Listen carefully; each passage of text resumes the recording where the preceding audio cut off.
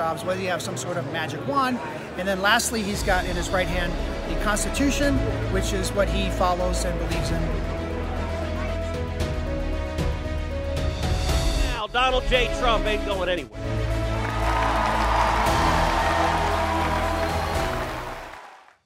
While former President Trump may not be the leader of the free world anymore, many attendees at the Conservative Political Action Conference, CPAC, in Orlando still hope for him to be the leader of the Republican Party, and the event is obviously still a pro-Trump gathering. Many wore their Make America Great Again caps, and Trump gear was available to buy across the venue as the event kicked off on Friday. I think President Trump is the leader of the Republican Party. He is still the leader even if he's not president, at least of our party, said Val Bianconello, who was a Pennsylvania delegate for Trump at the 2020 Republican National Convention. I'm looking forward to President Trump coming here and speaking on Sunday, seeing what he has to say. He still has a huge amount of support in the Trump base. Although support for Trump is strong for a run at the presidency in 2024, there is one other who is gaining respect among Republicans, said Bianconello. I really like Ron DeSantis in 24. I think President Trump has a huge role in our party, fundraising and helping candidates get elected. His America First policy is still a very strong sentiment, she continued. If the theme of CPAC is America Uncancelled, I think Ron DeSantis is really the face of that right now. He's a proactive governor instead of a reactive governor. Aaron Rosenthal, who runs a Facebook page called America Plus, agrees with Bianconello. We've seen this with Ronald Reagan. Even when Reagan left office, we didn't want to see him go away, because obviously when someone does good for a party you don't just want to push him out, he said. When asked who he thinks could be the 2024 nominee, Rosenthal said, "The way it stands right now, if I were to make my very own prediction, my hopes as a native Floridian is it's going to be our very own Ron DeSantis." Michael Straw, the Mediaborough, Pennsylvania, Republican Party chairman, said of Trump, "He was our past president, so he's definitely a leader. At this point, I think we have to look at a multitude of leaders because he may not be the only person that's looking at the nomination for 2024. If Donald Trump doesn't get in, I'm gonna say Governor DeSantis will get the 2024 GOP nomination," Straw added. When Senator Rick Scott took to the stage on Friday, it was to praise former President Trump. President Trump did something that's never been done, stood up to all of establishment Washington, and he said no. "No, I will not accept business as usual," Scott, Republican, Florida, said. "We don't want our party to go back to what it used to be.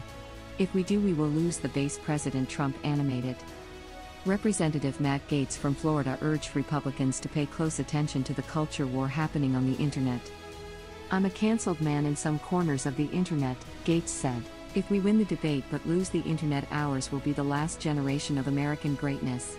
When big tech and government team up, America starts to look more like China." Former President Trump will be the keynote speaker at CPAC on Sunday. It will be his first public speech since Joe Biden's inauguration day.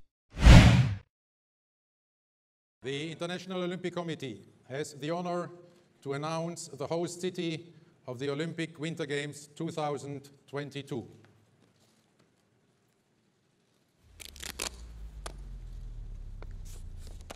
Beijing. The White House is yet to decide whether the U.S. would participate or boycott the 2022 Winter Olympics to be held in China next February, White House Press Secretary Jen Psaki said on Thursday. Activists and Republicans have called for a boycott in response to the Chinese government perpetrating genocide against Uyghur Muslims in the Xinjiang region. Credible reports in 2018 indicate at least 1 million Uyghurs and other Muslims are being held in the region. There hasn't been a final decision made. And, of course, we would look for guidance from the U.S. Olympic Committee, said Psaki. She recently told news reporters on February 3rd. Well, I've seen some reports of that, and I don't have any update for you or preview for you or change of our approach to the Beijing Olympics. No. We consult, of course, closely with allies and partners at all levels to define our common concerns and establish a shared approach, but there is no discussion underway of a change in our plans from the United States at this point in time, she said at the time. According to a Reuters report, senior IOC member Dick Pound said, My guess is there will be more voices urging it, a boycott, but I don't think it is going to change the basic IOC view. It's a very complicated and tension-filled world, and the more doors you can keep open the better.